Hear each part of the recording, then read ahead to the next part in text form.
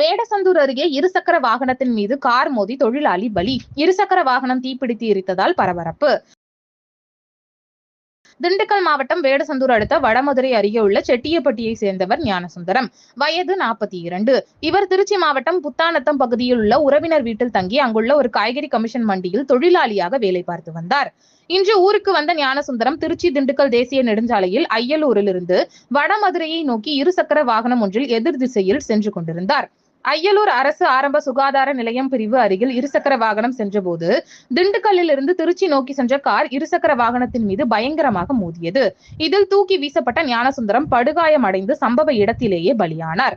மோதிய வேகத்தில் இருசக்கர வாகனம் 20 மீட்டர் தூரம் தூக்கி வீசப்பட்டது. அப்போது இருசக்கர வாகனத்தின் பெட்ரோல் டேங்க் திறந்து இருசக்கர வாகனம் தீப்பற்றி எரிந்தது. காரில் வந்தவர்கள் காரை அங்கேயே நிறுத்திவிட்டு அங்கிருந்து தப்பி சென்று விட்டனர். இதுகுறித்து தகவல் அறிந்த வடமதுரை போலீசார் சம்பவ இடத்திற்கு சென்று இறந்தவரின் உடலை கைப்பற்றி பிரேத பரிசோதனை செய்ய திண்டுக்கல் அரசு மருத்துவமனைக்கு அனுப்பி வைத்தனர்.